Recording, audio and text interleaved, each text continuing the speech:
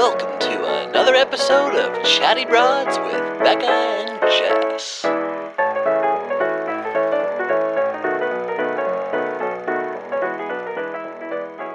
Spouse swap, spouse swap, spouse swap, spouse swap. It's our turn now, baby. Why do you hold on, everyone? What is it? Just casual Jess, I switchblade just out. Casually my knife. Just What? casually flexing on me with I'm just gonna be the honest knife with out. you. I never. Oh my God! He's gonna cut his finger off.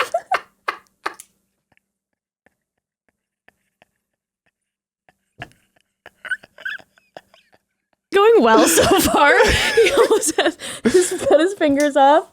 Okay, I'm gonna be honest with you. I don't know. I've never seen that once in my life. What if that knife? What if that knife That shit close. is the first sign of the haunted dolls? Dude, what were you guys thinking? You know what? Okay, first of all, I'm going to tell you right now that was your partner's idea, okay? She was Googling on the eBays, the haunted dolls, and she was like, I want to buy one so bad. This has her all over it. I did get a little caught up in the moment, and I said, I'll take one. Yeah, like why would you invite that in your home? You I know don't what? understand. Sometimes I get impassioned on these episodes, and I was like, this feels like a good idea. It was a pleasant surprise that it was you guys, but Evan and I were both outrageously freaked out. I'm still kind of freaked out by it, but I want to say the dolls up there, we want to like bid them well. Worship the dolls. Yeah, I hope if there's anything you guys need. We got you. I've been loving on the dolls. I've been speaking very kindly to the dolls. I'm not going to invite that spirit into our home. No. They're staying in the studio. No, and we're deciding to take the perspective that if things do start happening, it's that the dolls have been misunderstood in some way, right? Yeah, they're I'm not just gonna, like they're not evil. No, I'm they're not going to just misunderstood. villainize the dolls. Yeah. You know, no, the dolls, they need something that I'm obviously not providing for them. And how else are they going to let me know besides haunting me? You know, hopefully it's in a kind way. But I don't want to bring that on anyone. I know what it's like to feel like I'm in a haunted presence. And sometimes it tickles me to live in a haunted space, potentially. And sometimes I'm terrified. Isn't your house haunted? That's what I'm saying. Yeah. I know what it's like. So I'm like, just bring it on already. I already have it. It's already here. I don't mind it when Evan's home and something weird happens, because then we're bonding together. He gets more scared than me. So my then serotonin spikes. I'm like, yes, like look at us in this space. But when he's gone, that's when the house can I scare am me just sometimes. like the fact that you guys live in a legit haunted house. I will say, I mean, it ebbs and flows. Sometimes nothing happens for months. But when the babysitter started saying, has anyone ever told you this house is haunted? That's when it started feeling a little. So I think Ruth's room's got weird shit in it. Becca mentioned how wide. Okay, she said there's something about the window. I don't like going in their room at night. And Really? when Ruth is like, I want to sleep in the big bed, I'm like, I feel really guilty if it's like, I never say no. I'm like, you can always sleep in here. Because I tell Becca, like, I don't want to go put her back in the room. You're like, I'm not going in there. Nothing's really happened. No, There's but no it's- like, I just get fully fucking creeped out in there. It's the feeling, though. It's the feeling. Yeah. And why don't you get creeped out going into another room? Why is that? I don't know. That room specifically just has bad vibes. And there's like this, in her closet, there's this old pipe. Like this big ass pipe. Okay. There's one in the gym I thought for a too. second you meant like an old tobacco pipe. I'm like, are you giving that to Ruth to just toke giant on? cast iron pipe that I'm like, in my building, I don't even know where it goes in my building because it just kind of like just disappears. But it's like this, I don't get where it's going because there's no plumbing up there. Okay. And so I don't think it's a let out. It's a no reason pipe. It's gotta be for, it's so serious looking. It's gotta be for something, but it also looks old as shit that I'm like, and it's just weird. It makes it feel like you're in a basement. Like when you look at that and you're like, it's just, I don't know what it is. And the way like the light comes into her room from the windows, everything just kind of looks like. It's spooky. It's really fucking spooky. Yeah. Ember's. During the day, it's beautiful. Right. But then at nighttime, that's the thing. Ember's the room that before we moved her into her new room, that original room, it gives me the creeps. I don't like going in there at nighttime. So I'm like, we're moving her, we're putting her in a space that I like more. Feels more comfortable. I don't get freaked out going in there at nighttime. But the first room was just. Does Ember know that spooky. you guys think her room is spooky? The old room? She was too little to understand. But does she now? Like, no, I haven't I don't talk to her about the house being haunted just because I don't want her to be terrified. yeah. Well, so like Ruth already does whatever she can to stay up and like to not go to her bed. So like, So I don't want her to think that I think her room is actually scary. No. Because she does stuff like she comes out and she's like, I'm really scared. And you're just like, and I'm always like, she's just 3. Like, she doesn't you're like, know. don't react. Like, She's just a kid. Yeah, don't give her an actual. It's just a dark, so she just gets scared, right? We go in with, has Becca told you this? We go in with Palo Santo. Oh, We light a stick of Palo Santo for Ruth and she walks around. Becca had her start doing a chant. She walks around her room with the Palo Santo and she goes, only love and peace in this room. She opens her closet. She waves it under her bed. Oh my god. She blows on it like super hard to keep the embers going. And she just like does this only love and peace in this room chant and then sleeps in like a cloud of Palo Santo. And you're like, let's keep this going, okay? Yeah, We're I'm trying to whatever, clear your room. dude. If you're gonna get in bed, just please for the love of God, get in bed. She's so cute though. Oh my god. I can't. The video that Becca posted with the doll. Unboxing her doll. I can't. I watched it but these are her 100 pajamas. times. And how she says, I'll show. Yeah, I'll show. I'll show. I'm like, oh, The that makes me want slippers another one. The slippers. She's at that age where you'd be like, you tell her something like, they have these adorable slippers. And I'm like, guys, they just got Paw Patrol slippers. Oh, But they have other slippers and they just like, the moment they're clean, they wear them out in the front yard to go check on the chickens. And then that morning they're completely ruined until we wash them again. So then you're like, this is the inside. These slippers specifically are not for outside. Right, they're the these slippers inside are only slippers. inside. And then when she's doing the unboxing and she's talking about that, and she's like, slippers. "What? I can put my baby in the stroller, and then her slippers won't get dirty on the ground, and that's okay." She is at that age where it's like the brain is just firing off and like consuming any bit of information that you're giving her and then just like repeating it back. It's terrifying. It's terrifying. It definitely, like, all of a sudden you got to get in check more and like realize when you actually say something, you're like, oh, they're really absorbing this. But it's just the cutest thing in the world to me. That's my favorite age ever. Okay, broads, here's the thing. This is the spouse swap episode, and it made me think of Wife Swap, obviously. Did you ever watch Wife Swap? Yeah, that's some of my favorite. It's some of the best TV of all time. Yeah, that's King Curtis is from Wife Swap, right? Curtis. Or Mom Swap. King Curtis, he's the kid who's like, bacon is good for me. This woman comes into their house and she's like, yeah, it's a wife swap where the mom comes in or the wife and they just start like doing all their rules from their house in this house. She's like a health food nut. They are not. Okay. And she's cleaning out all their cabinets and fridges of all the junk food. Okay. And Curtis is not happy about it. She's throwing away the bacon. He's like, bacon? He's like, bacon is good for me. I don't know if I saw that one. That would be if I had to do a mom swap. The other mom would come and they would set me up with a health food fanatic. How do you not know who King Curtis is? I don't know. He runs away and he's talking about like how she can't catch him in her little high heels. He has his little rolly bag, his little rolly suitcase going down the street. Oh my god, He's the like, cutest. I'm fucking out of here. Can you imagine if your family signed you up for that and you have to live with another mom for a week and she's the opposite of your mom and she's like, these are my rules and you have to do things my way? Traumatizing. Oh, trust the Curtis for days. I would absolutely be Curtis. She thinks she's the queen and we're the sorry people. He's King Curtis. King Curtis. And there's things he has he's like a philosopher. There's those little droplets pieces of wisdom. Yeah. Pieces of wisdom. And you can just plug and play with them. Like they're applicable to so many situations in life. When you need a King Curtis quote, you have a King Curtis quote. You have one. Well, you're welcome, Curtis, for the YouTube views. Got you, King Curtis. I'm like, I thought maybe something that we could do is if we're spouse swapping right now, take this friendship deeper, then we need to have the right questions to ask before we get to that next level. I appreciate that. In like when you go on a dating app and people are there for friendship only, this is our spouse swap with friendship only, but questions that are like marriage questions. It bothers me that that's an option on dating apps. For the few out there who go to a new city and are like, I really just want to meet friends, I'm like, God bless. But so many people take advantage of that. All my friends are always telling me that like some dude said that he was friends only and then immediately was trying to just hook up. Have a friend app. You need to have a friend app. Have just like an innocent friend app. There needs to be a friend app. Do they have those? No one can start it. It's trademarked by the idea That's guy. like maybe what Facebook was supposed to be originally. That makes sense. But again, I loved in the movie, which I take as like it's like a documentary as far as I'm concerned. Sure, of course. When these Justin Timberlake, yeah. When they're in whatever, they do the relationship status.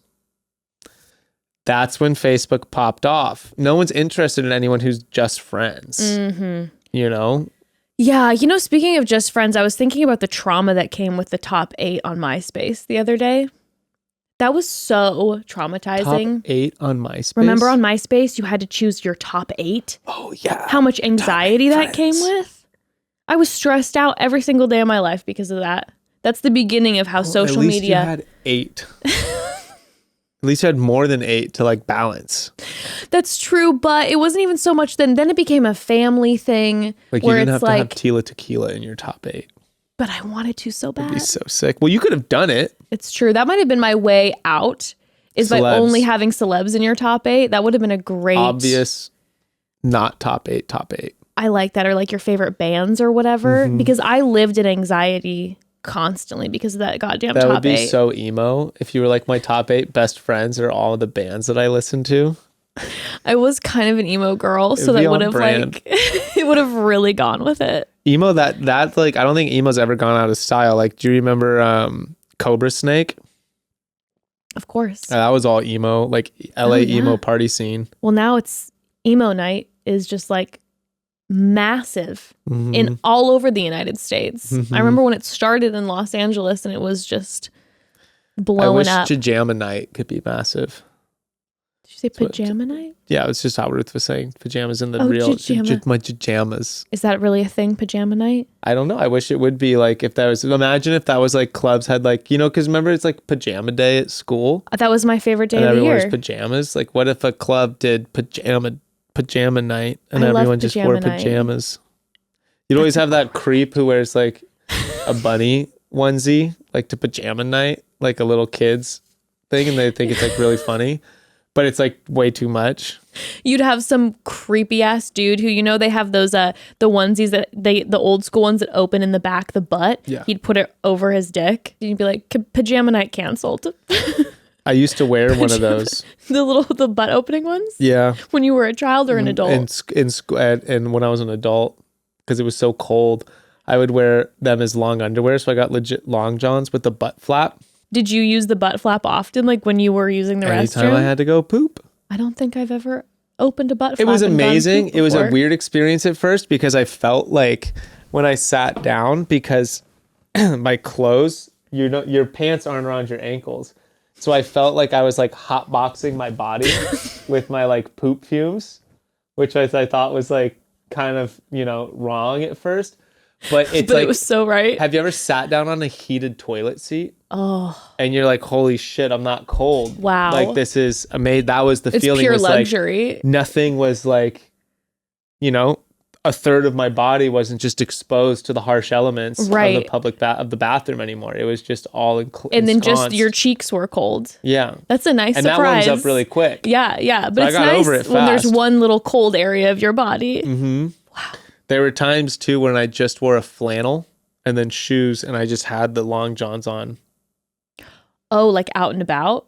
Yeah, because it was too hot to do pants with them, but they were casual enough that people would probably just have assumed that they were like sweatpants. Right. Which they definitely did. But then you had the butt flap. Just my underwear. That people could see when you were walking around. It's just my long underwear. And my full body long underwear. Like an old fucking like gold miner. With the flannel. And I'm just imagining imagining people, you're walking, you're like, nobody can tell that this is what it is. And then you've got the full like buttons on the ass flap and people are like, is that man Long John Silver? Like, what is going on? But it's covered up. It was covered up. Oh, it's covered up by the like shirt. When girls Okay. wear a flannel with leggings, you know, but they weren't like True, skin tight. But we don't have an ass flap on the leggings, which I wouldn't hate. Any sort of like entrance it point was would be highly nice. functional. But there are girls have the onesies where they have the flap that undoes. The snap. Yeah. Love those. Love wearing those out because, you know, it keeps everything tucked in. Like, you know, you can wear your pants, but the shirt stays eternally it's tucked highly in. functional. Highly functional. Now, sometimes, you know, for myself, when I've been drinking a few and I'm having to like pee often. You forget. No, that's never happened. Oh, you just don't do it anymore? I'm sure that happens quite often. No, I'm then panicking, waiting in the bar bathroom because I can't snap all of them. So I'll get like one and then all of a sudden I'll be standing by the bar again and you'll just feel that snap and then it just undoes and you're like, oh God. That's a good, you know what? Yeah, I'm actually surprised more women don't forget. I'm and actually just piss shocked all about over that the too. thing. I can't believe I've never done that before. Yeah, kudos. Thank you. I probably would. I mean, I'm literally I'm bewildered that I've never done Or I that. would just be like, if I got too drunk, I'd just stop snapping it. And I just untuck it. And you just leave the flap. This is what guys could like, come on, guys can do this shit. You know, imagine if you saw a girl just like drunk, like kind of like doesn't have like, doesn't flap. have, yeah, it has the But if some dude had it out, I would just be like, guys I don't know, do that just all the some time asshole though. that's just It's literally, it's like his party trick. we Like, go check from this like, shit out. no, because we'll go to be like, oh, like we'll wear a button down shirt and it's like tucked in at the start of the night. And by the end of the night, it's unbuttoned and untucked. That's so true. That's the same exact thing. It's like at a wedding with you men, you start off with like a gorgeous suit and first the tie goes. Yeah. And then the jacket goes and then the shirt is open and the all decorum. and the tank top underneath is exposed. I love to rock a suit to a wedding, but I don't want to typically mess up my aesthetic and take the jacket off. The best with guys too is like it has nothing to do with our bodies. No. We're just like, I'm hot. And just Yeah. like open it up and be like, this is the best. You're like not I trying hate to, this You're not thing. trying to show off your body. Everyone's You're just like, God, comfortable. fuck, I hate this suit. When are we going to start drinking so I can like take my tie off? And girls are just like, you're just stuck in what you have worn. I think this is inspiring me to next time I go to like a nice event, like a wedding, put myself in like a 4-piece thing that I can slowly disrobe over the night into the Long John onesies. Butt flap open, ass flap open. They're like, there she You've goes. slowly just hidden this. You'd have to have the most like conservative like dress because you'd have a long sleeve dress all the way up to here. But that would only be You'd, one. like, go that would be in like the bottom layer. with like a bonnet on. Yeah, and you'd have like frills like or like the queen, like when you look at like old Victorian things where they have the like head thing. If you like came to someone's wedding like that, you're like, I'm here. This is it. For your wedding. That has to be the final one. With my collar. That has to be the final one because then the long johns are under that. That's what I'm saying. So that is the right above the long john. Then before that, you tuck in that long dress into like oversized pants and a suit jacket, and then you slowly take that. And when you drop the pants, a dress tumbles out, and then you can take the huge collar off eventually, rip the sleeves off, and then underneath is your long john outfit. And that would make our suit situation equal. Yeah. Yeah. I'm gonna do Or it. like you guys could just go full pantsuit. Well, no, that's what I'm saying. I love to wear a pantsuit to a wedding, but I do feel like it messes. I like keeping the full look. So then if I take that off and I just have like, I don't know, a tank or whatever underneath it, it just messes up my suit energy. It would be kind of sick. I honestly think it would be way cooler if we just did away with like if all formal wear became everyone wore the same thing. That would be really cool because remember, think about, okay, guys, just roll with me for a moment. Okay. If suits were the standard, Sure. everyone wore it. Everyone wore a suit to a wedding. As the let's night say. went on, everyone's collar would become unbuttoned. Sure. Everyone would open their shirt down a little bit and let Sure. some air in. And that's kind of hot. It's great. I love Because that. then at the end of the night, everyone would just kind of have their shirts open. It also takes the pressure off of having to come up with the right outfit. You're Right? not worried You'd wear about just it. black pants, a black jacket, and a white collared shirt with black shoes. I love it. It's like being in a private school with uniforms. Perfect. Kind of, less stress. And it's like everyone's wearing the same thing. Okay, broads, quick pause before we dive into the rest of this episode, which, by the way, please stay tuned next week for a special date night episode. Yes, you're going to get all 4 of us together. I'm so excited. But broads, first, if you have a kiddo on your holiday shopping list this year, you may be struggling with figuring out the perfect gift to give them. Something fun, of course, but also educational. And if it's something you could enjoy with them, well, that's even better. As luck would have it, we have the perfect gift idea for kids of all ages that checks every single box, and that is a craft crate from KiwiCo. Okay, KiwiCo is so much more than just like toys. I think that's what makes it such a great gift and just such a great addition to your activities with your family. It is a specially curated subscription box, and they help you teach your children of any age about new concepts. And they do that through the art of crafts and science projects. So each month, the crate's going to have one central theme. 1 month, it might be about engineering, for example. So the crate's going to have 3 to 5 projects designed to teach your little one all about engineering through those projects. And then the next month, it might be about weather patterns or maybe about architecture or so many other things. And the projects are all designed to give the kids power so they can take the lead and gain confidence as they learn about the new subjects covered in each crate. And they're really age appropriate for whatever age your child might be. And as a parent, the best part is that everything you need to do every project is already included in the crate every month, literally everything. So you won't need to hunt around the house for glue sticks or any other random craft supply that you can never find when you really need it. And instead, you can spend those extra moments learning and playing together with your child. We love KiwiCo in my house. We've been using KiwiCo for years, and I truly cannot emphasize enough how amazing KiwiCo is as a gift. So highly recommend. Give awesome this holiday season with KiwiCo. Get your first month of any crate line free at kiwico.com/chattybroads. That's your first month free at kiwico.com/chattybroads. So when you give someone a gift and as soon as they open it, you can tell by their reaction it is a home run present. Like somehow you gifted them the perfect, most special gift of all time. That is one of the best feelings, I believe.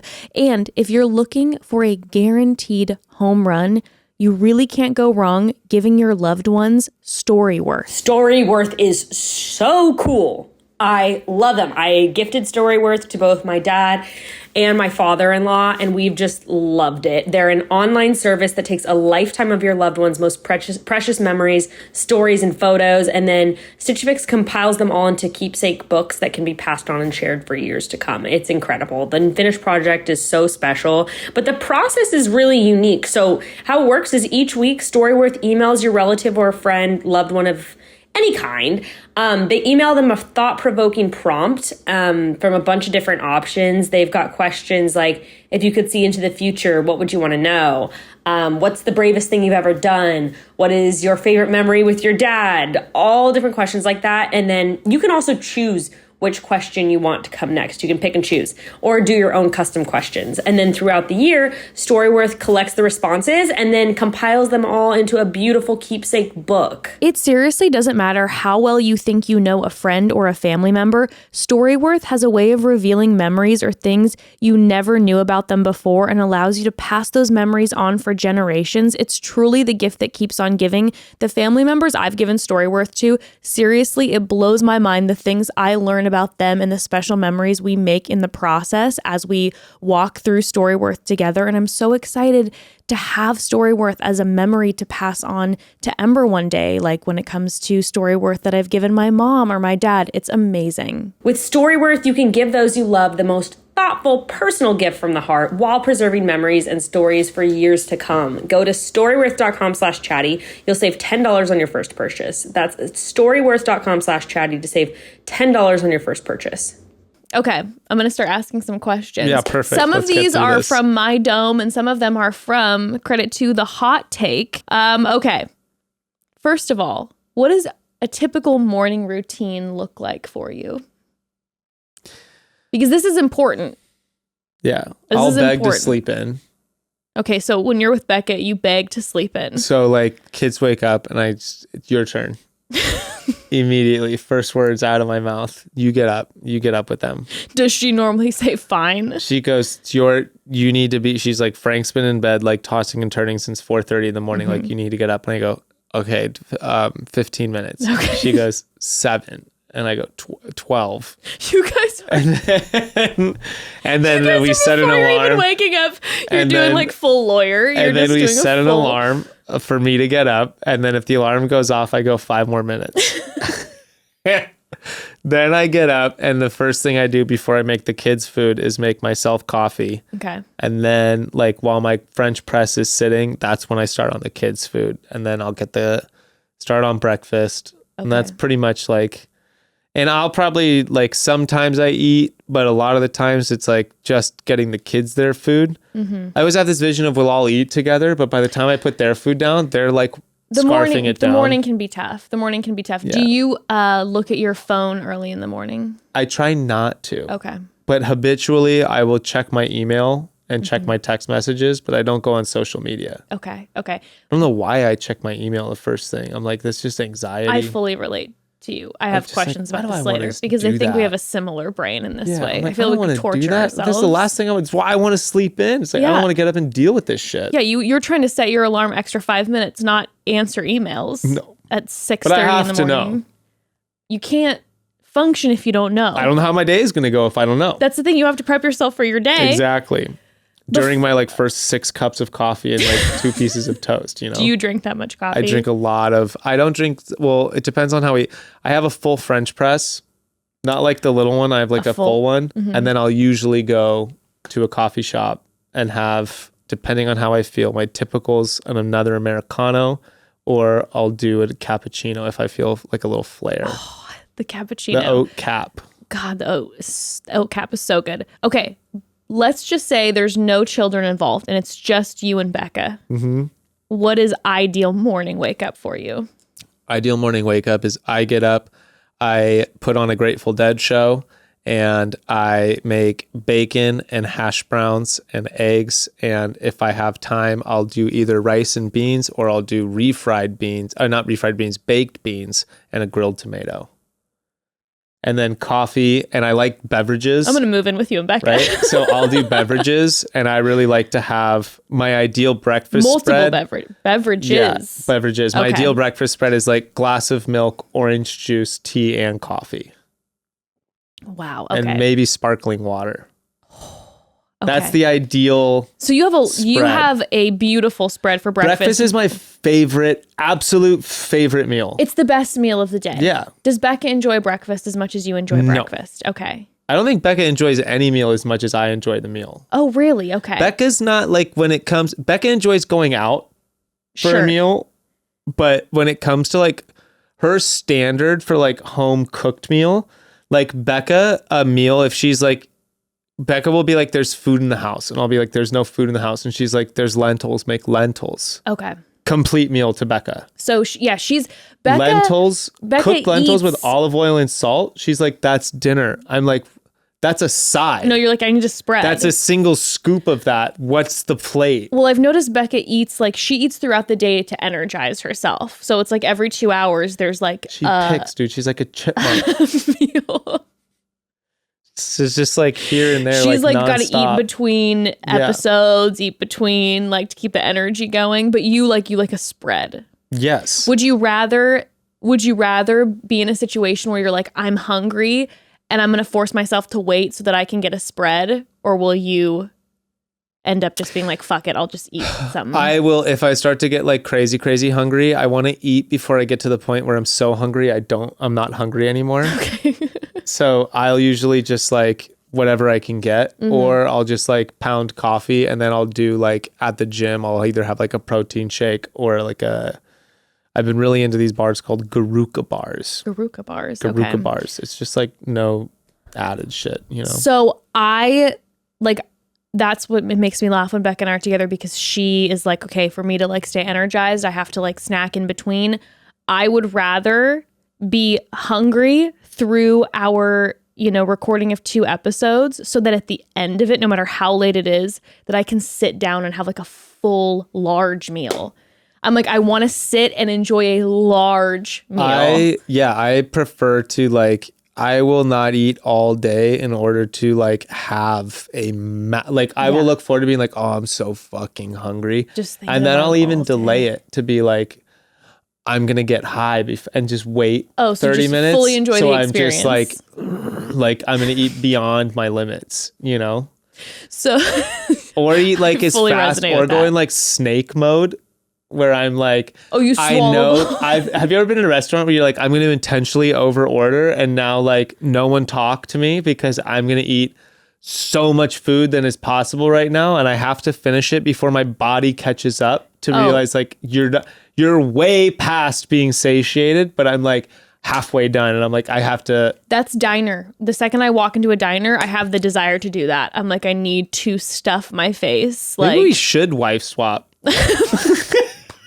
Well, when you're talking about these breakfasts, I'm like, listen, I know that Becca's always like telling me how to design and do whatever. I'm like, maybe I'll just move in with you guys. I cook You cook. Becca is designing these beautiful homes and these crafts, and I'm just kind of like, I love you, Ev, but I might stay with them for a minute. She gets inspired to cook, and she'll cook like the other night I came home and she had it was a really good dinner made.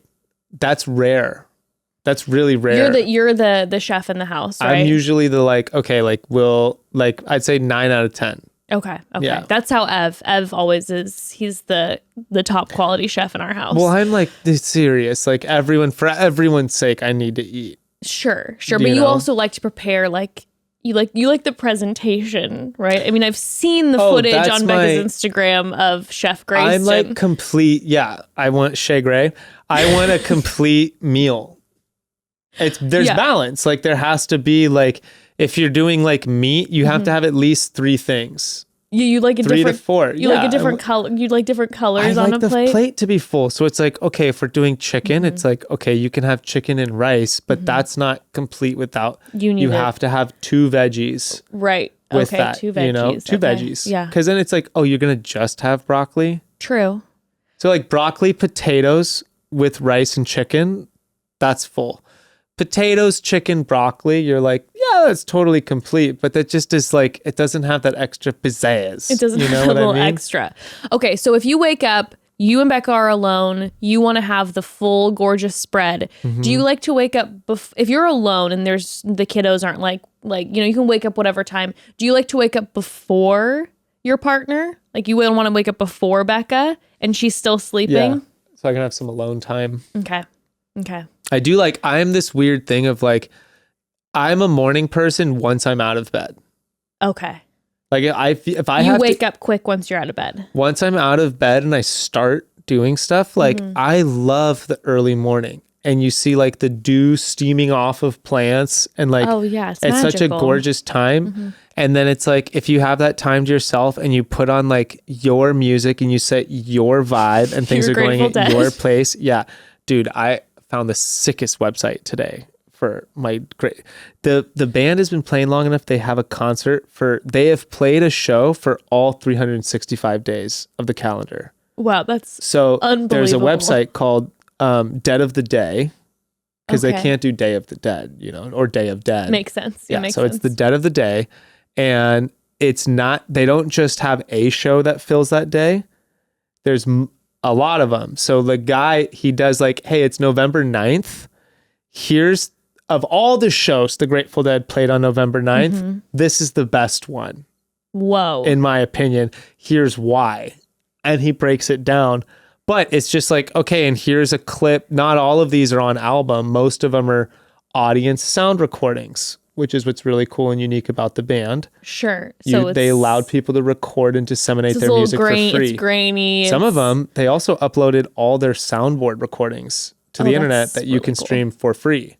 So every show they've ever had a soundboard at is online So this for free. person explains everything and then shows you the sound clip. So you're waking up to hearing someone give you like some education about it. It's old school. So it's like a blog, and then he just has the set on there, and you can just click play, and it goes, and then you can read his thing. But like yesterday, it was an 89 show, which, as he explained, is a very contentious year for a lot of people. And he went into all the reasons why. And I was like, oh, wow, like this is actually... That's cool. It was a year where the fans were less in love with the band and the scene surrounding the band. Okay. Because they blew up big. So they were doing stadium tours for the first time. New fan base came in. Okay. Like what I'd call is like the Midwestern bro, like visors and hacky sacks Sure. and lots of cheap beer and less tie-dye and more like the bus scene. That's where like that kind of the vibe just changed a lot, and a lot of the old heads were like no, and a lot of young people were like, this is a kick-ass killer party, and drugs pair really well with this. Sure. So it was like, it felt like a half-hearted. Dark. Okay. It seems like the fan experience got really dark. Okay. And then the band inversely was like, hey, we're playing tighter than we ever have. We think we sound great. They felt good. We think like we but the fans feel weren't good. happy. They've always kind of been separate from their fans. They don't really like their fans because their fans kind of suck. Like it's really, I don't think anyone likes to. I apologize. I digress and I apologize. No one likes to hear a deadhead go off about the dead. You know what? I'll say this. You found this beautiful website. Some people read devotions in the morning. You read this blog. I do. I listen to a complete show every day. You have to find your thing that you read every single morning. For me, I catch up on a YouTube drag race update show. I like to watch my drag queens. I watch them in a lot of times in the morning. It brings me peace. There we go. I'm not reading a biblical devotion. I got my drag queens. See? It makes me feel good. We all have our little thing. We have our little things, okay? Okay. In reverse, nighttime, do you like to go to bed together? Like if you're with like Becca or any partner in the past, you like to go to bed together or separately? I go separate. I'm like, dude, it's so funny because I'm like, Becca and I are you and Evan on opposite sides on these things? Oh, I'm on the opposite end of her on so much of this. Let me explain something, Grayston.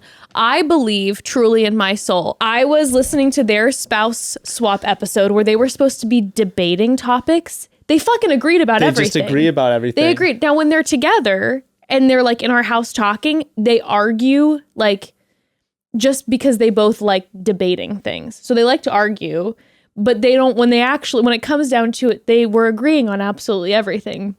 How annoying. And I think it's just so annoying. But imagine, this is the thing, when you say you and Becca are opposites, imagine being in a relationship where you always agreed on everything. No. That's not for me. I'm sure it works for some people, but to me, the spice of life is that I have a partner who we have a lot of differing opinions. She balances me. That's the thing. I wouldn't get anything done otherwise. Me either. If Becca wanted to do everything I wanted to do, the kids would starve to death. And because no one would get up. We would both just snooze our alarms forever. And at night, I probably just we wouldn't even sleep on our bed. We'd just sleep on the couch. And for me, if it wasn't for Evan, all of our money would be gone in 1 month because I'd be like, every day I'm pulling Ember out of school because we're going to go hang out and do something fun and spend all of our money. And it's like, fun is good, but also she needs her education. Right. And also we need to balance, this stuff School costs sucks. money. I want to take her to Disneyland. I don't want to work and I want to take her to Disneyland instead. Listen, you're going to learn so much at Disneyland. Okay, we'll do a whole history lesson here. We're going to talk about, engineering with how the rides operate. We'll look at the signs, different languages. We're going to do a lemonade stand today. We're going to just pop up a lemonade stand at Disneyland. See what happens. How quickly do we get arrested? Right in front of, imagine if you did it right in front of the security check. So you have to do it right in front of their frozen lemonade stand. Yeah. The little girls, you're like, you want to buy from this massive conglomerate or this smash. cutie? And they're price gouging. Of course. It worth wouldn't 50 even, cents a cup. you could price gouge and it would seem Sure. reasonable. Incredibly. People think a lemonade stand, they're like, oh, 25 cents, 50 cents. At Disneyland, you could do the little Dixie cup for like $4. $4 and they'd be like, wow, what a steal. What a steal. And look at how happy this little girl is. She's so happy. She's so blessed. That we're buying her lemonade that she made. And, you know, we're talking about businesses and education. We're giving her a head start in life. That's what I'm talking about. But Evan helps balance me. So that's the thing. When they were talking and they were agreeing on everything, and sometimes when I hear you on the bros, I'm like, obviously, same thing with Bekah and Evan. They have a ton they're very different with like interests and certain opinions, but there's kind of a through line. I'm like, I feel like you and I have a lot of similarities with our anxieties and definitely. our brains and our stressors. And we also kind of want to be like Peter Pan forever energy. That's at least how I feel. I'm like, I want to be a kid forever. That was my go-to Halloween costume for so long. Seeing Frank as Captain Hook is like, makes my life so much better. It's the cutest thing ever. But it's interesting because I'm like, oh, they're similar, more similar. We're more similar. So when we have these discussions, when you're saying like, oh my God, we sound so opposite, I'm like, that's how I feel. Evan and I have like, there's those core things that are so like, that are so similar, like what we value and just like the love to like spend time and enjoy life together and those type of things. But we're so different. It's crazy. Yeah. But like you said, those core things, to me, it's like approach. Yes. It's like the balance of approach. Yes. Because Bekah has a completely separate approach to tackling those values than I do. And the same thing is like I balance her in that way of like, she's more focused on like, to me, like the small picture things of like the crafting side of the values of like what she wants to do. Right. But then I'm like, hey, like we have to turn the lights off outside. Right. Like you can't just leave the lights on. We don't need all of the lights outside of our house on every single night, especially if we're talking about like lowering like our, footprint on things. Sure. Like, We got to remember to turn the lights off. You can't have like the exterior lights on all night. That's a great point though. It's the different approaches. I like that. I never thought about it like that. But like, there's those core things that it's like, these are our core loves and values and passions, and they're the same. So there's that core, but the approaches are different. Yeah. I like that. That's That kind of makes like sense. how I think about it. And then it's like, if we're doing all of it, there you go. It's like, cool. You're making all those things. We're reusing, reducing, recycling. And I'm making Beautiful. sure that no one's just like having the faucet on while they brush their teeth. Totally. 1,000%. Oh my God, I dude. resonate. That is something like I will say, not as a peeve, but I'm just going to bring it up. It doesn't matter who the fuck does it. If you just turn on the faucet and leave. Yeah, that's a big one for me too. My Dude. mom was always just like, the water, and like would always just slam it off. Dude, So like, oh my God. I'm like, that is the thing that sends me off is I'm like, the second it's on, why is it running? Why is the are water you filling running? up a glass? I'm like water crazy. I like literally when it's raining, the thought that goes through my head is, why the fuck do we not all just have barrels out?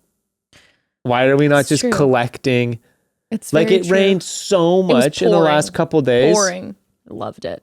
Dude, if we leave out 5-gallon buckets, they're like overflowing. And I'm like, Yeah, we could collect that. if my whole yard was like 5, like it wouldn't be enough. It's like how much rain is coming down we could collect that and that then we're like, just like, water our plants if later. we did that, we could all leave the faucet on Yeah, while we brush our teeth, just pointlessly. it's true. Just be rich in water. Okay, but wait.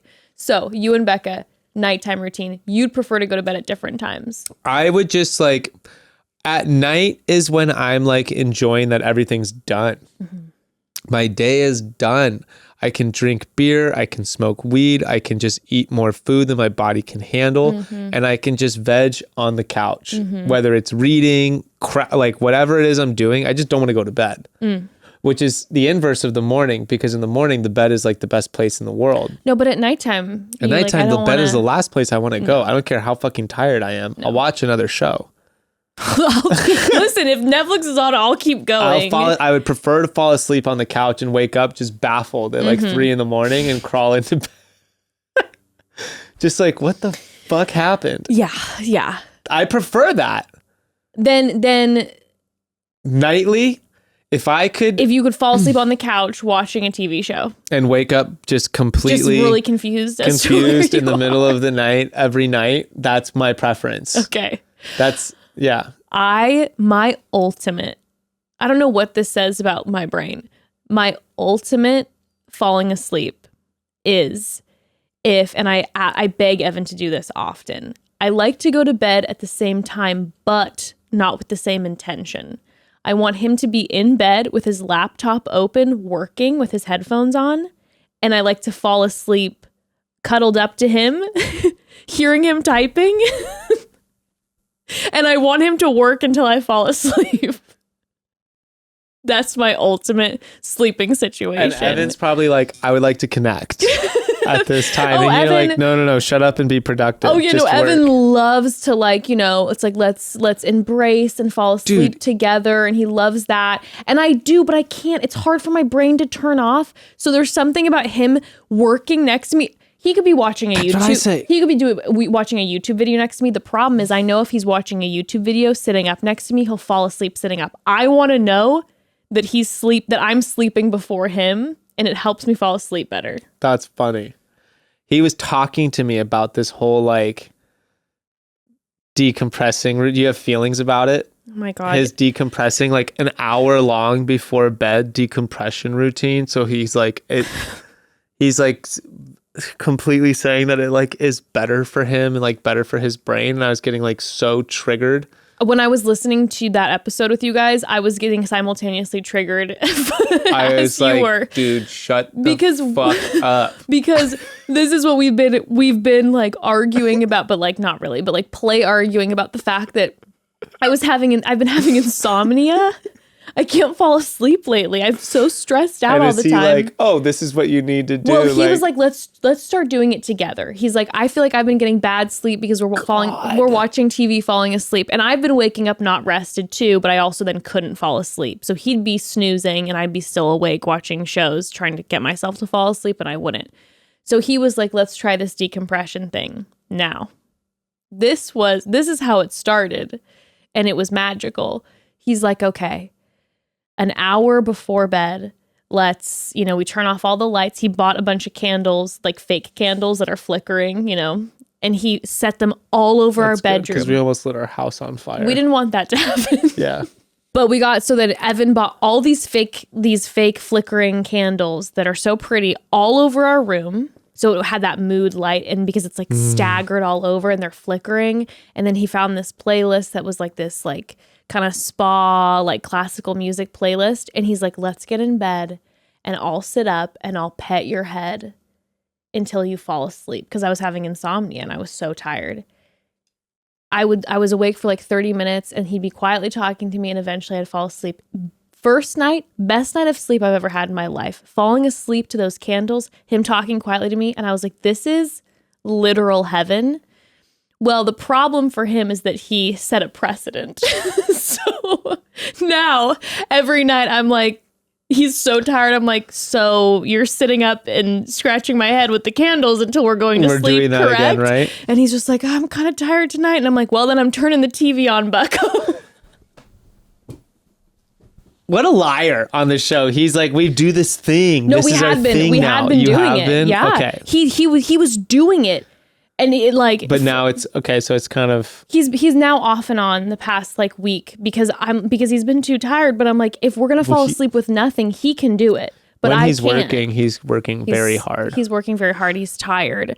But he set this precedent with this no electronics thing that he had to put a lot of work into. Yeah. He was sitting up scratching my head until I fell asleep, which would sometimes be like an hour. See, the whole time you were saying it, I was like, dude, this really does sound nice. It was but if I had magical. to weigh that or The Sopranos, That's the thing. that's a But hard my one. sleep, I will tell you, it Improved? was a 10. My anxiety levels were going down. My sleep was a 10. But I can't do that if I don't have my flickering lights and my classical music and Evan scratching my head and speaking to me quietly. See, Becca gets on me about my anxiety, and she's like, if you stopped watching TV at night and stopped drinking coffee in the morning, you'd have less anxiety. And I'm like, Yeah, they're probably right. But thinking about not doing that there's provides absolutely more no, anxiety. there's absolutely no way that is correct. That makes no sense. That makes literally zero sense to me. The absolute, one of the few moments that I look forward to I know. In general are both of those things. I know. Same. So I don't understand how just like, oh, let's just remove the two positive things, like the things. That's the great idea that's coming out is like, can I make a list of everything that makes you feel good and everything that makes you not feel good? And then my solution to your problems is to delete all the positive things you just laid out. That's what I think would help you, is just to delete. So now you just have bad, and that's what will just reverse work it. Instead. That's what I hear when I hear it. It doesn't make any sense to me. But that's why I was like, all right, Ev, if we're going to cut that out, which brings me joy, guess what? You're going to be doing the scratchies. There we go. That's balanced. That was the healthy. compromise. That was the compromise. Okay. This is a question for you. We've gone through like one question, right? But you know what? I'm going to say that those are like 12 questions in one question. We've learned so much. Okay. What skills do you possess that you wish you could be paid for? Doing the dishes. Oh, yeah. You're the dish king. I do the dishes. Home chef. Though I do get paid for the home chef. I do get paid for the very specific home chef ads, but being in just default at home chef, a groundskeeper.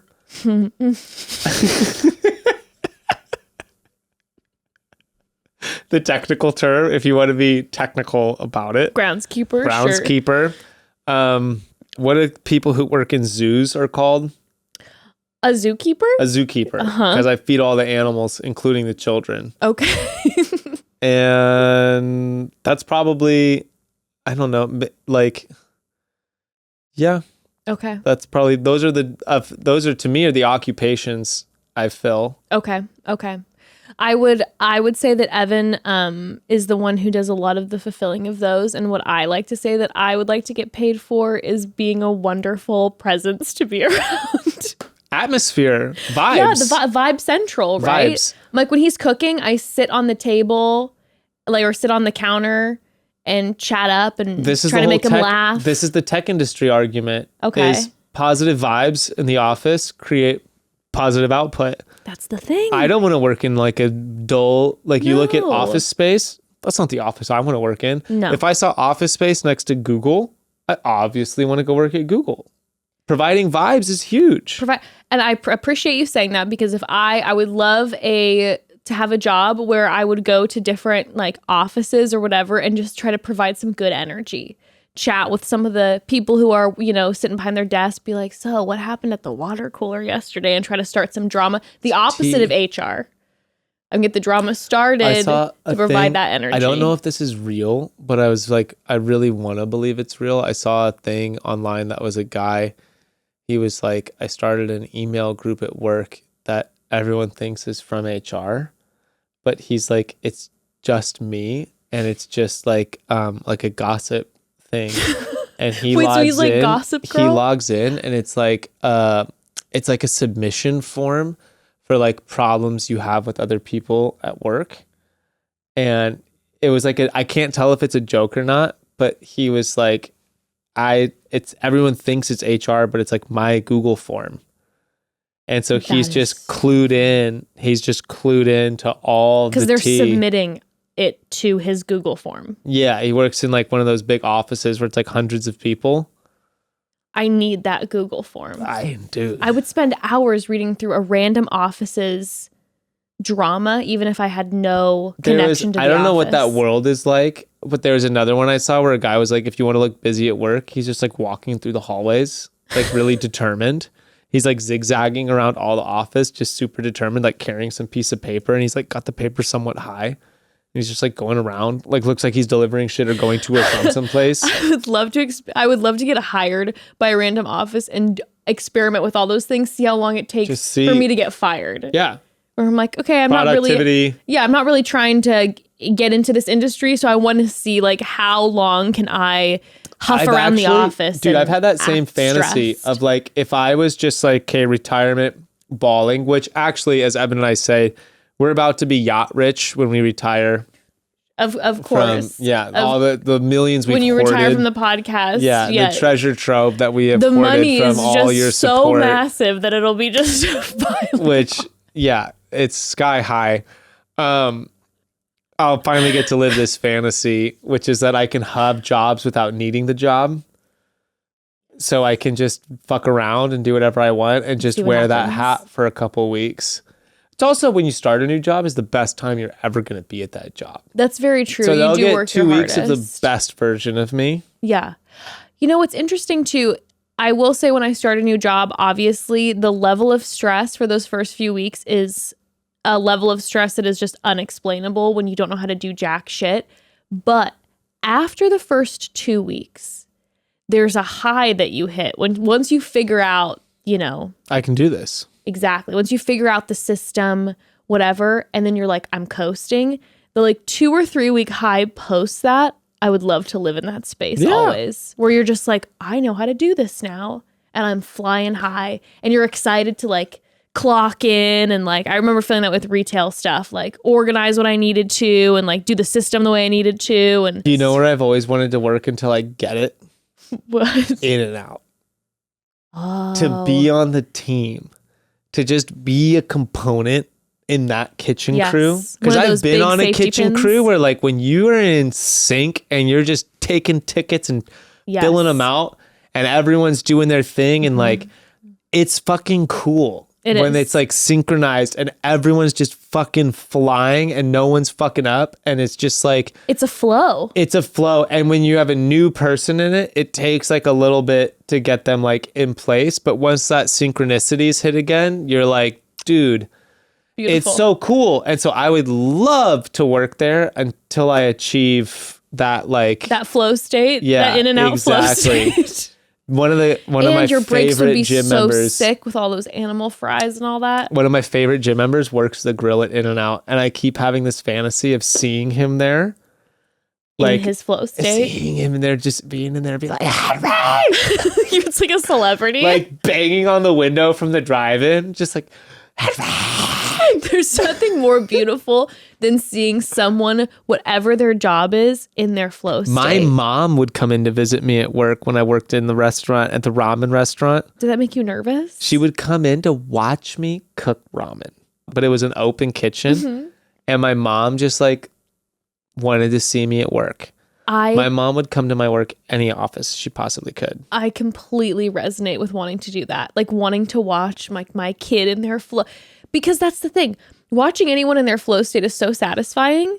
Like, I love watching someone type ferociously on a keyboard or when they're working some sort of like, monetary system. That I could watch that for hours. That's like fucking Dude, we're such that's psychos. fucking Like that's the ASMR to me. That relaxes me. It helps my anxiety. That ASMR would- doesn't. Watching someone typing and doing that shit, does that not relax you? Well, what's funny to me is like I would get so like embarrassed by my mom, but I would also be like, yeah, like my mom's here to do that quintessential thing, like sure. to come visit her kid at Sure. work. And it would be like, yes, that's my mom. Like, I'm sorry you don't No. have a mom like that. That's It's what my mom does. And she's bringing everyone snacks, by the way. what a precious queen. You know, it was a thing when I was like, Mom, it's not the vibe. You're like, Mom, this is This not. is not the vibe. Please don't come and stare at me. Please don't fuck up everyone's flow state right now. You fuck up by the flow bringing state. us all. I know that you're enjoying watching the flow state, but you can't Yeah. fuck up the flow state by being a No. By bringing us all piece of it. snacks. Yeah, that's the and thing. wanting to be proud of me. that someone coming in to visit you at work is honestly like not, I feel like at our age now, but when I was younger was one of the worst. You one of the think worst, it's gonna be sick. Yeah, you think You it's gonna think be it's great. gonna be sick, and then you're like, get the fuck out of here, dude. No, like I like- have actual shit to be doing. You guys are just gonna get me fired. Yeah, you're gonna get is me what's go- fired. I'm stressed because I want to be present as your friend or your child, but now I'm watching my boss staring at me, and I'm stressed Now I'm about it. pissed. Now I'm just pissed that I think it's sweet that you guys came here, but just get the fuck out, Yeah, please. like I remember Evan. I went one time when Evan was working in the restaurant, like right when we first got married. I went one time to sit in one of his booths. Never again. Because I felt so bad once I was in there. What restaurant did Evan work at? He worked at numerous, but this one was like a very popular local Italian restaurant in Orange County. It was like popping off. In fact, it was like known in the area that it was like, oh, all the waiters there are hot. So like all these older women would go to that restaurant and have their martinis because there was these hot waiters. But I went one time and I felt so bad because I could tell he was trying to make me feel seen while he was there, but he was so stressed out of his mind that me being there just made it 10 times worse. Did he have to remember select items on the menu to like give specials and stuff like that? Oh, yeah. Evan was like a very good server. Like he like would crush. I remember watching him being like, oh, damn. He would train everybody and these were like nice restaurants. What do you think about default tipping at restaurants? Do you think they should have to earn the tip, or do you think like oh, you mean like when a restaurant has like, oh, we already include gratuity? No. I've fully been fine with like included gratuity because only like a nice place is going to do it. Sure. And it's whatever. It's in the middle ground, the step just below that. Okay. Where it's nice enough that the server should be like, you should be getting doted on a little bit. Mm-hmm. In situation when you're like, I am expecting a certain level of conduct here and it's not being met. And now I am like resentful for having to give this person, you know, it's like when you're like, no, you're not getting 20%. I'm going to give you 15. I'm going to tell you something about myself. It doesn't matter if you crushed it, I'll go above and beyond. I will always leave a good tip. I could never not. I couldn't. I have mixed feelings. I couldn't walk away. I have mixed feelings. Becca gets so mad at me, but I have friend's dad is the same way where he's like, I've worked that fucking job. Right. I have done that job. Right. And he's like, you're not earning your fucking, he will straight up, he will straight up not tip. I'm not like that. But he's like, I do believe in the thing of like, you do not just assume that you are getting a 20% tip, never check in, fuck up my order, unapologetically, you have a bad attitude. Like, I get it, but like, you're not getting 20%.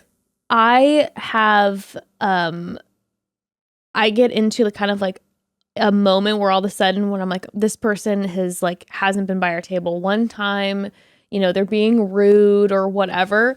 I start spiraling. You freak out? Well, no, I spiral and I'm like, oh my God, what if they had a really horrible day? What if something's going on with their family? And then I'm like, I just gotta that's why I never leave no tip. Well, that's why 15% is my like, that's the minimum. Fucked up. Yeah.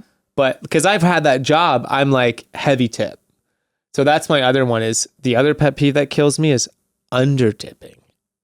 When people don't do the math, like you don't know what 20% is. Oh no. So they're just like, they just throw out it's like $115. And like, oh, I'll just throw like 15 bucks on there. It's like no, dude, you should be throwing like $35 on there. Yes. No, the end. I know that sounds crazy to some, but that's when you work that job, it's a very stressful job. You don't fucking bust ass for $120 meal to get 12 No, bucks. it's a very stressful job. You're expecting at least $24 to $25. Yes. That's reasonable. Correct. Yeah. No, I'm like, and if you get that like $30 on top of that, you're like whole day. And when you have fucking earned it and you're in the position to give that, like, I love when someone makes me happy. I'm just like, dude, if you did that, I'm that default customer where like, if you make my fucking day in the restaurant, I'll insanely tip you. You're going to go talk to the manager and be like, this guy right here. Okay, broads, one more quick pause. So here's the truth of the matter. My mental health always takes a hit during the holidays, as does a lot of people's, because between the festivities and the joy and the fun, there might also be some loneliness or resentment or serious stress. So this year, at the top of your holiday list, make sure you put yourself and your mental health first. And it doesn't have to be some big monumental task either. Nope, not at all. Thanks to Talkspace, which offers both therapy and psychiatry help from their super accessible online platform. Talkspace meets you right where you're at when it comes to mental health. So if you've tried to work on your mental health, you might be too familiar with the host of challenges that comes with getting started. It's really hard to find a provider that's a fit for you. It's hard to find a place to put appointments in your busy schedule, and the cost of in-person visits is astronomical at times. But Talkspace makes it as easy as possible to take care of yourself. They have thousands of licensed therapists in over 40 different specialties.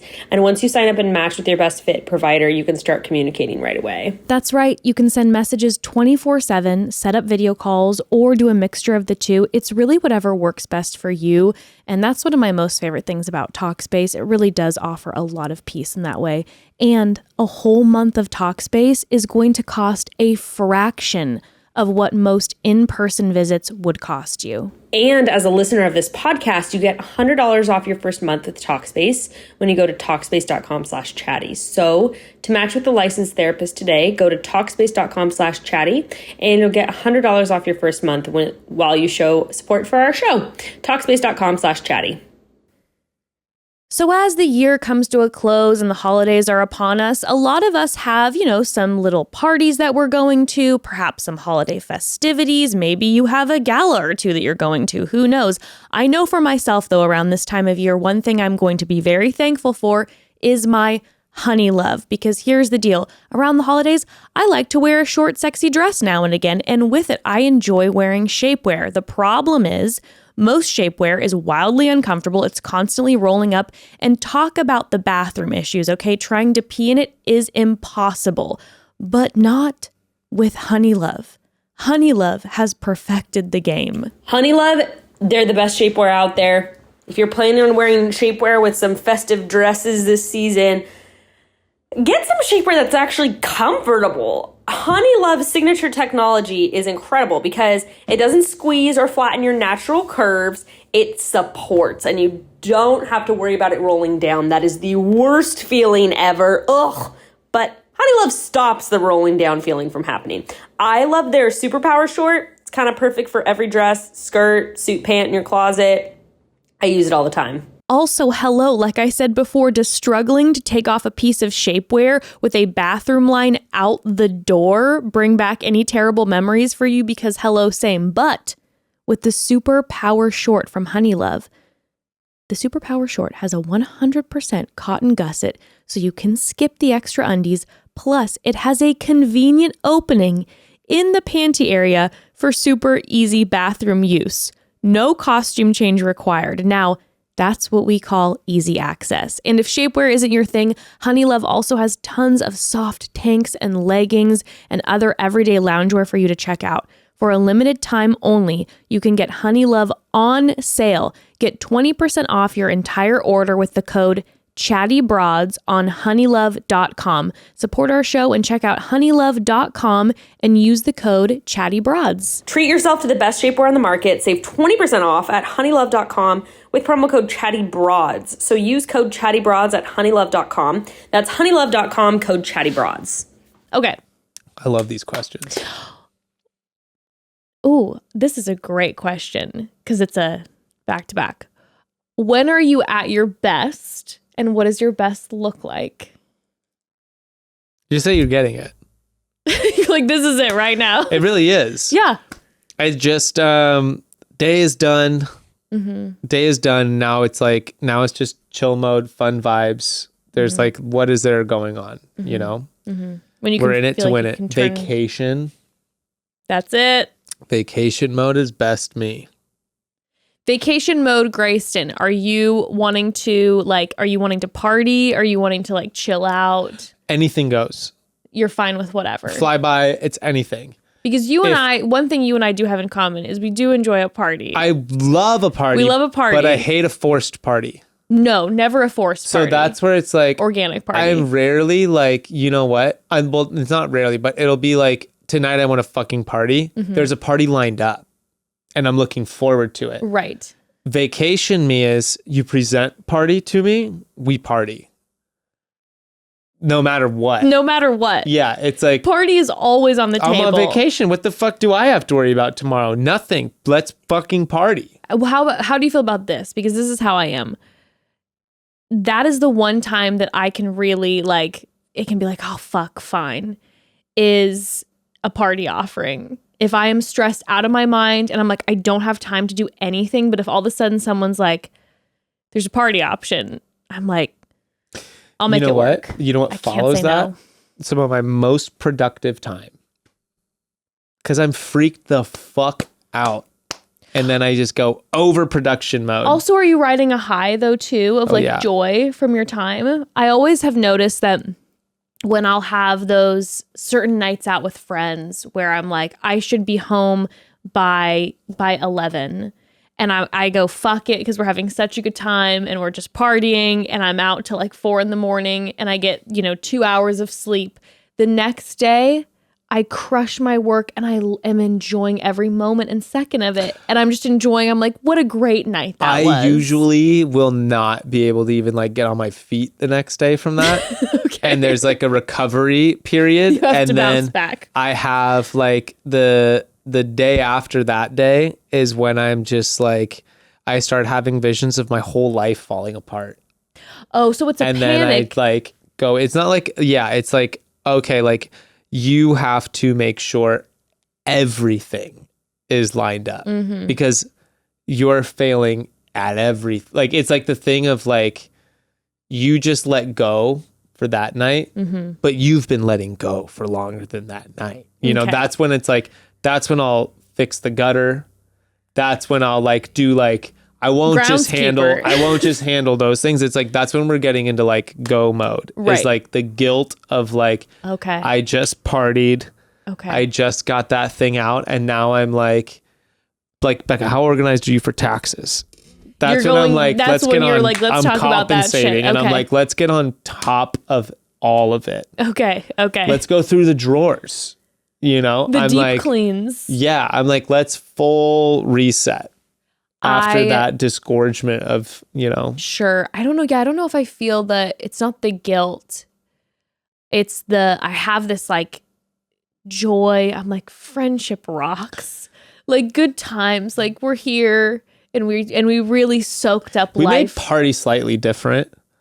I think that's maybe a little bit what it is. Yeah. Because mine's more like, I usually wake up from partying feeling just like an absolute degenerate. And there's usually like shame that has to be like rinsed away. Okay. The feeling of it. Of like, I never really do anything wrong, but it's more like. I think for me, it's weird because I carry shame in.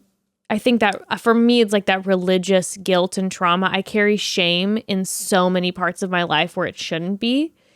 And for some reason, the late night partying, I just don't feel the shame. I don't know. The way I grew up was like everyone in your family is an alcoholic. Okay. So like at 8, there was like, you're an alcoholic. Oh shit. Okay. Kind of a thing. So it's like, okay, like I drink beer at the podcast or at a party. Right. You're like maybe you're not like Saturday chores, but I'm not like, no, I don't drink. No, because it's like, even if I drink every day, it like triggers that stuff. So if I go out and party, it's like, it's like, oh, because I love it. So there's like the side of me that's like, Yeah, no, you want to be set up those boundaries and protect yourself. But it also invigorates me because it's like, oh, I have to compensate because it's the balance. It's like, man, if I just went 10 out of 10 on that, I need to be 10 out of 10 on this. Have you tried going out and partying without the substances? Oh, yeah. But I still stay out all the time. That's the thing. I'm like, I think I'll often go out and like rage with my friends till really late at night without any substances. I'm pretty calm now in terms of the substances. It's big nights, like a bachelor party. But I love to go out and, have like one, even if it's just like one glass of wine, but I'll just keep going. I'm like, the human energy and interaction will keep me wired. I don't want to go home until 6 a.m. Yeah. I'm like, I'm not drunk. I'm not high. It's just being around people. I'm buzzing for hours. I'm on a very similar, like, especially if I'm enjoying myself, Yes. then there's no way I'm going home. You can't. That's how, but the like, moment I'm I do, going. but it's like getting up, the moment I leave, I'm like, oh, I'm so happy. I'm like going to my house. Of course. And there's nothing better than getting in bed and being like, and then you wake up and I'm like, I love my home. It's true. It's like taking a break. Yeah. You know? Yeah. I think breaks then look different for different people. So for some people, taking a break is like, I want to have a little staycation alone. For me, my breaks are, okay, babe, like I'm going to go and be with my, like one of my girlfriends for 2 nights and like stay out till like super, super like early in the morning for 2 nights. And that's how I feel then regenerated. I think I love that. You know? All right. So that's your best. What's your best? When am I at my best? I am at my best, I think, when I am, if you catch me on a weekend where I'm like, the work is done, like similar to what you're saying, where I'm like, the work is done, but I know then I have like that Saturday morning with my family, waking up, coasting through the day. I feel like I do a pretty good job of soaking up like time with the people I love and like being present when it's like a weekend, because I'm not then thinking about like, oh, tonight I have to do something, when I know it's like a 24 hours where I'm like, there's nothing that needs to get done. It's just present. I feel like that's when I'm at my best. I'm in like emotional flow state. I'm like, I'm here. And then if I see friends or family or whoever, I'm like laughing and relaxed and fun. I think also my best has been me the past couple years. I feel like I've gotten a lot That's healthier. a sick answer. Thanks. Congrats. Cheers. Thanks. Sometimes you get those rough weeks or months, but I'm definitely healthier than I was 5 years ago. I'll say that. Same. So I was going to say, what are we at our worst? But you know what? Fuck that question, because that was nice. Me hungover is my literal worst. If you want to see just like the mopiest, sad sack of shit, just me hungover. Really? Yeah. I cannot throw up the night of. I will puke my fucking brains out the next day. Oh, so you do end up throwing up. Oh my Okay. God. Throwing I've done up is it in miserable public. then. Oh, As my friend's no. birthday, like we were all in San Diego. We went out we had a brunch with like his whole family. I was so fucking hungover at brunch with his but I've known these guys but it's like his whole extended family was there. Like his older sister's friends were there. And we were at like some fancy brunch spot. And I was so fucked up. I was like head in my arms. And they were like, can we take everyone's order? And I was like, orange juice, just fucking orange juice. You're And not eating anything? no, I was like, no way am I going to order food right now. I Oh, was like no, looking yeah. at food and I was like, hell no. Like That's when all... I might have some of your toast, like a bite at most. But like right now, just orange juice. You could bring like a shot or 2 of orange juice. That's the complete meal that I need right now. Damn. In the time it took for the orange juice to come out, I ran outside. We were on it was like a open air restaurant. I ran outside and started projectiling into the street. I was just puking into the gutter, like in front of the whole restaurant. The family. The whole family. This was probably 4 or 5 years ago. Oh my God. And They're I like, was your just friend. like, oh my God. And I was like too fucked up to be embarrassed. I just like casual walk outside, lean against a pole and just unleash. When you have to throw up, you're like, I don't care what anyone thinks of me right now. At Like, all right now. I'm just trying to survive at this moment. And then I just walked right back in the restaurant. They all saw it. They were hysterically laughing, but I was just like, oh my God. I'm not having a good time. Everyone can have a good time at my expense right now, I just but can't I'm not believe you just enjoying want myself. a shot, the shot of Just orange a shot juice. of orange juice. For me, if I'm on death's door hungover, which it's a rare occurrence now because I don't, I'm not drinking like that, but immediately ordering chicken strips, French fries, and a Diet Coke. It doesn't matter what time of day. 7 That's in the morning. Amazing That hangover meal. I feel so much better. French fries in general. French fries fries and soda and hungover is like Diet Coke is like was my cure. That was my go-to. Dude. Doesn't matter. So yeah, 6 a.m. going through a drive-through and they're like, it's breakfast only. I'm like, no. That's when you'll see me at what my do you worst. mean it's breakfast only? You'll see me at my worst when I'm going through a drive-through and they're like, it's just breakfast still. And I'm Me just at my like, worst is like, I don't even know. Like, I would be like, how do I even charge you? I'm like it's like it's an obvious emergency. I'm like, I will give you whatever I have in my wallet right now. I need a double. For the love of God. If I have my mindset on a double and your only breakfast sandwich is available, I am at my absolute worst. I'm gonna burn your restaurant down. I'm gonna do something that Franchise is I'm gonna going regret. down. Because let's be honest, we're not in a standalone. We're eating at franchises when we're hungover. Obviously. Yeah, there's no standards. I would like any pizza, any fast food. I will take the Cheesecake Factory. 100%. My hangover is like 5-6 movie day. Oh, that's the best. It's the best. There's nothing better than like if you're hungover is like having a friend or two over who's also hungover with you from the night before and just watching movies. It's the best. It's the best. This is why. What's your take on boarding school?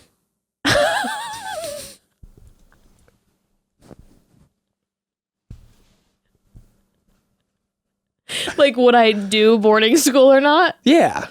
That's gonna be a hard pass. Really? Oh, I don't. You're like, well, I'm gonna slowly sink into my seat. I'm like, dude, this idea of like when they're like going through like, you know, when they're like 13, just like I literally don't have to deal with that. Just like you can have your 5 to 6 movie. The age in which they hate my guts. I don't want anyone to deal with 13 to 18-year-old me. I'm gonna encourage you in this way. And you might be different from me in this way, but I have a feeling that we'll be similar like this. The second that our kids hit that age where they're like, I want nothing to do with you, and they're going through that teen phase, I think that will be the moment where I'm like, I'm never going to love you more than, like, I'm going to love you so hard. I'm going to prove to you every single day why I'm the best mom on the planet. I yearn for that day. I don't actually. The idea of that is horrifying to me when she'll one day look at me and be like, I don't want you to come. But you know what? I'm going to be like, you know what? This is how I'm going to show you. I'm going to respect your boundaries, and you're going to come back one day and look at me and be like, you were the best mom I could ever ask for. I'll be like, you know what? You can have that. I was doing whatever I wanted. No, who knows where I'll be, but I just really don't want to deal with teenage Ruth. Just say that. I don't want to have like arguments over like what you're wearing is inappropriate. I don't want to have to deal with like this asshole, whoever they may be.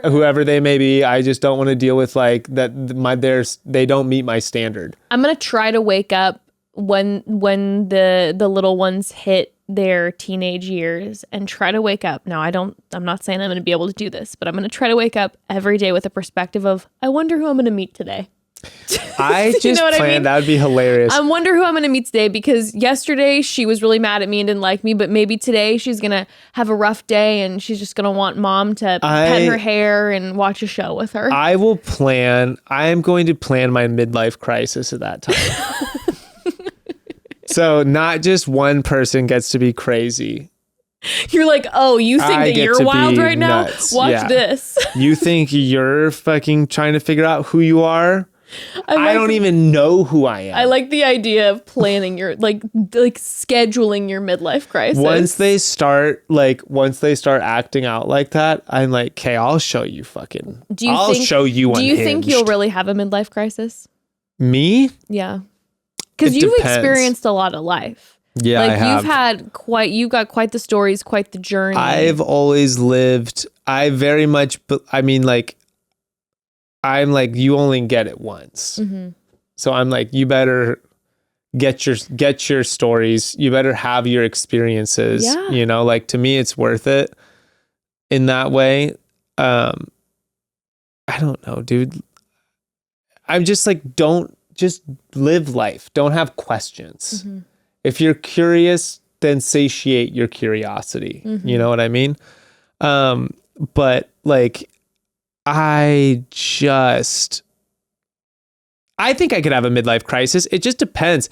If I feel like I wake up one day and I just like don't know who I am, not like how did I get here? How are these responsibilities? But literally just like, I used to be this kind of person. What happened to that person? I'd probably go through like a little bit of a midlife crisis. I've upheaved multiple times already. That's why I don't think I will have one, because I'm like, I feel like I have a crisis every week. Like every week I'm like, who are you? Becca, are you bringing also, anything of value to this world? Are you being a good parent? I'm like, I have a crisis always, so I don't know if I'll have this is a where midlife one. like like there's been a lot of conversations on like the relationships. But one of the top reasons that Becca is like for me is she won't stand it. She'll put her foot down. She won't stand a midlife crisis. There is no like, she'll pull you out of that shit. oh, there's like no fucking way she's gonna have the patience to deal with me like on that kind of like feeling sorry for myself, so that for me is like, I feel that there's a lot of comfort and security in that. Also, I feel like Becca does a great job of like when you're like, oh, I want to like, go on this trip with the boys, that she's like, I'm here, I'm gonna be a partner, and so you can enjoy that time. So that you have those moments of like, oh, I'm still me, and I'm still experiencing different parts of life that aren't just the day-to-day. Well, it's the same, like if you told Evan you had a need, he's never going to say no. No, absolutely not. If I'm like, I really need these 2 days to go do this, he's going to make sure that those are provided. And I think that I would do the same. I try to do the same for him. And I think that this is where this is fun. Same thing too. Yeah. This is where this is fun for us, is because we know, I think, for as many things as me and you have in common, we're not going to swap. No, I'm not gonna stop. I don't think I'd be able to do that. No, absolutely not. I think, but that's the beauty of the wife swap.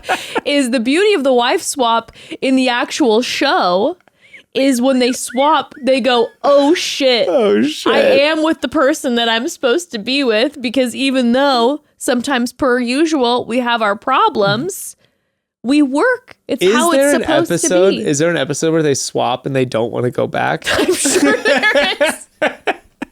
Where they're like, oh shit, I like the new one. Can we stick with the new one? I'm actually way happier over here. It's like, you know what? Actually, I met now this new wife. We're vibing. We work well together. Vibes. No, I think that I feel like our relationships have always like made me giggle, like you and Becca and me and Evan, because obviously like our relationship started in different ways, but the dynamic of them having these similarities and us having these similarities always makes me laugh, because when Becca and I will talk about like, oh, we're going through this and this and that, it's like, oh my gosh, yeah, we have that shit in common. But it's beautiful. I feel like, well, what I think about me and Becca is, if I wasn't with Becca, I would die like being divorced 9 times. And same thing for her. We would have just like the multitude of spouses, but I have a feeling with her, it's like one and done. That's your person. I always tell Evan, I'm like, I know Evan would be eternally single, or he'd find his right person right after me. I'd be happy forever. Could go either way. But no, I'm like, I would be knuckle that. I would like, I would literally be miserable. That's the thing about him, is you're like, oh man, like, of course you find other people out there, but I'm like, oh man, that's my person for forever. I'm like, I want to be like, spend every like we fight like typical people do, but I'm like, that's when you find your person that like you so enjoy doing life with, and I feel like you and Becca so enjoy doing life together, that it's like, that's it. That's what it's supposed to be about. That could be it. It's beautiful. It really is. Yeah, we're pretty lucky, I have to say. I had that the other day. We were talking to Becca's brother and sister were in town, and they went up to my parents' house while I was up in Berkeley. And my dad was talking about how much he liked Joel, her brother. Yes. And I was like, we both like paused and we're like, God, we're so lucky. Like we're so lucky that our families like get along, that like That's a gift. everything's Yeah. turned out the way that it's turned out. Because that's like really beating the odds. Oh, In my absolutely. mind. There are so many like it really is such a gift. There are so many people who aren't. I mean, fuck, dude. We accidentally like our whole relationship is so haphazard. Oh, it's And now it's like wild. I am like excited to go visit her family, and I know that like me and her dad and brother are gonna like go play golf together. Yeah, that's such a gift. Or, like, that's so just out family, of the like, blue that then Getting super competitive with her grandma in pickleball. Like, come on, Barb. You know, she like, always talks that's about how much so- her family loves you, and it's like they could not, it's a vibe. and they have, and could it's not. like it all clicks. Her aunts said it. Her aunts are synced up. You know, they said it the first time we were in there. So That's so sweet. Yeah, no, I'm like with I always joke, my mom, if Evan and I were to ever get a divorce, my mom would choose Evan's side. No questions asked. that's what her family said. They were like, if you guys break up, we know it's going to be your fault.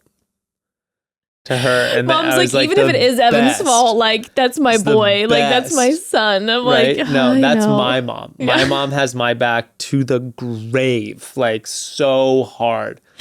But Becca's family was straight up like, if this fails, we know who's to blame. So Becca's was family like, has your back and your parents have your back. So you know you're gonna win. Yes. No, we really are. All four of us, I feel so grateful.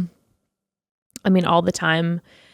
I'm like, it's always so corny to talk about, but I'm just like, I know when a lot of people like ask about relationship advice and send in questions to the podcast about relationship advice, I'm like, the thing is, at the end of the day, there are so many factors that can make a person intriguing or wonderful or exciting in your life. But like when you find somebody that you're like, I enjoy doing life with you. Like I enjoy spending every day with you, when we can laugh together and have good conversation together and inspire each other. Like that's what it's about. Totally. That's what it's about, in my opinion. For me, the problem I have when we do relationship advice is like me and my own relationship was never.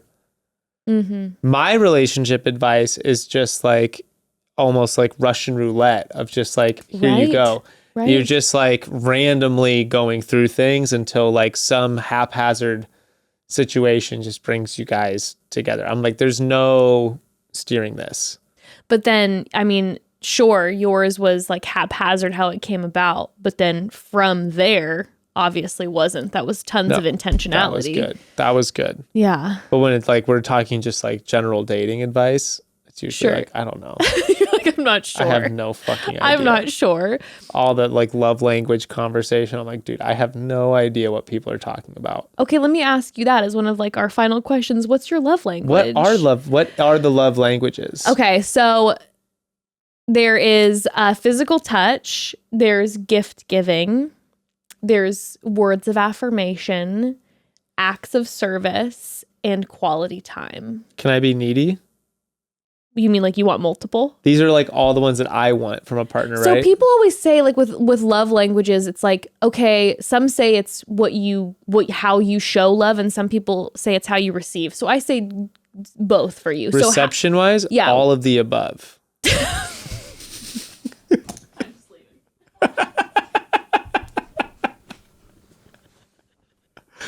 You're like, I'm gonna need all five. I want to be 24/7. worshipped. Are you kidding me? Like if I could choose, I'm like, yeah, I want your time. Mm-hmm. I want your physical touch. I want your gifts. I want, what are the other ones? So gifts meaning like them spending money and buying you things. Whatever it is, just gifts in general. Acts of service. Definitely want that. And what was the other one? Physical touch. It's physical touch, quality time, words of affirmation. You want it all. Beef me up. Yeah. Straight up. If you would say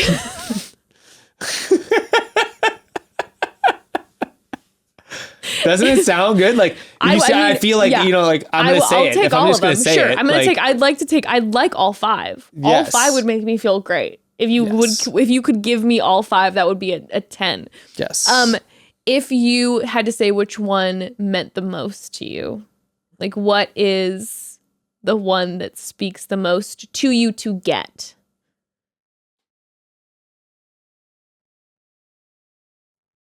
It's hard. Mm-hmm. I don't know. I'm probably torn somewhere between like words of affirmation or like gifts Okay. in some way of like the You and want gifts someone not to in make like it rain tangible. on you? Okay. Well, that would be nice. No, but like the I think like to me like the intentionality behind like whether it's like a price, like not necessarily like gifts that can be bought, Okay. but the like for my birthday, Becca arranged a backpacking trip. That with was my so friends. great. Yeah. Yeah. That's a gift that didn't cost money. That was just But like, that was, like, I'm going to surprise definitely you a with this gift. thing. Like Yeah. the responsibility was like on those guys, whatever. But it's like, I wouldn't have done it. I wouldn't have made the time. Right. I wouldn't have, But she was like, I'm going to like set this that up. I'm going to like thought, watch the like, kiddos. into like, because that shows to me like those little things. Like a gift can be like, I'm going to surprise you by going out with my girlfriends tonight, and like you can have a boys' night with your friends. Mm-hmm. It's like that's like a different kind of paying attention to me. Mm-hmm. That Well, I'm those like, are the gifts that like they're noticing what matters to you, and for you, time that's with where your like friends is affirmation a huge thing. comes into place. Is like also like what we were talking about with our anxieties. Yeah. Is like so I have to call like people sometimes, just be like, I'm just having one, Oh my god! and I just need someone to just be like, Oh, I mean, whatever. No, I don't know how many times like I'll do like a 9 p.m. call and be like to one of my best girls, be like, I need you to come over and just like sit with me so I can just talk about something else other than what's giving me anxiety. Yeah. But I don't want to do it on the phone. I need you to be in front of me. So that's where those are. I mean, that for reception wise, I think those would probably be. What about how you show love? I think how I show love is like acts of service. Mm-hmm. Washing those dishes. Yeah, I think it's like just doing little things like that. Yeah, I think like acts of service and then also affirmation. Mm-hmm. Okay. I would say I give and I think I give and receive the same. I give words of affirmation. I want words of affirmation. Like as I age, I appreciate acts of service a lot more. Like to me, like as I'm getting older, I'm like, oh my God, if all of a sudden I come home and the house is like super clean, I'm like, this is incredible. And that means so much. Like those things I really appreciate. But base level, if I'm with someone who's complimenting me all the time, I am at 100 24/7. If you're complimenting me, like I can literally do anything. I can conquer anything. I'm living a 10 lifestyle if I'm with someone who's complimenting me. And I'm complimenting, I feel like I show love by telling someone how much they mean to me and how much I appreciate them and all that.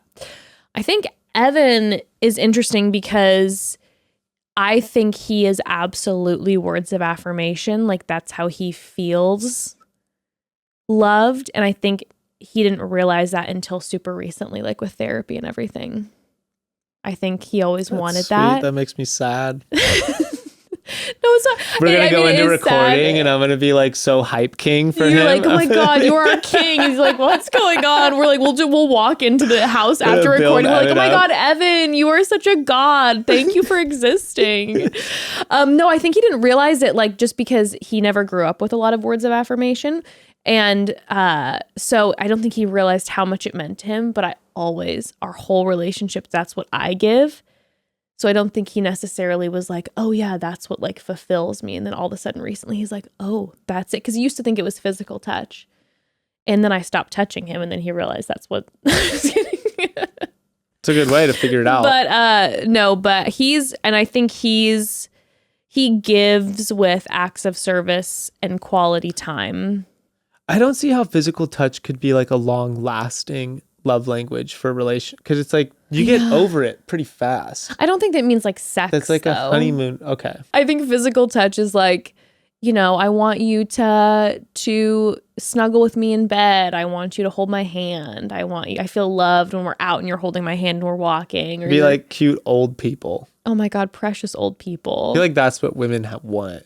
Is when they're like dating someone, they want to like instantly be treated like they're like a geriatric 85? old woman. Sure, yeah. I want you to publicly They want to hold be my like the hand. park couple with like goofy old hats. Oh yeah. Where they're just like sort of like hobbling 2 miles an hour down the street. Absolutely. That's what like the moment you're like in a relationship, that's what women actually want to be treated like. That's what I want. Well, let me see the time quick. I think we crushed that. Grayston. What an ep. Thanks for being my partner swap for the week. Dude, appreciate thank you. that. This was a fun episode. We did it. We Libra'd out. We're a double Libra. Bekah and Evan did their double Aquarius situation. We answered 5 questions. They answered like 75 questions. Are you serious? I mean, they went through like 30 debate topics and we answered 5 because that's who we are. We like to take our time. We like to walk around a topic. We like to stroll through the garden of a topic. No. Don't talk to me. We're going to talk about what we're thinking about. What I'm thinking about in this moment, I want to stroll through the garden. The topic is just a lure to get you here. I want to talk about 50, 100, like 50,000 other things. That's what I want. Yeah, that's because that's when the magic happens. Yeah, it's the garden. Not the topic's so topical. The garden of conversation. That's what we did today. Yeah. We answered 3 questions and you got our Libra asses at their utmost peak. You're welcome. You are so welcome, broads. Tune in on Thursday for a recap from Bekah and I. Also, it will include the announcements about our ending, our official last episode date, and all of that information. And then also Friday, the bros. Make sure to tune in. More BIP. For our thoughts. For their thoughts, their hot takes, their tangents, and love you, broads. Bye. Spouse swap, spouse swap, spouse swap. Spouse swap.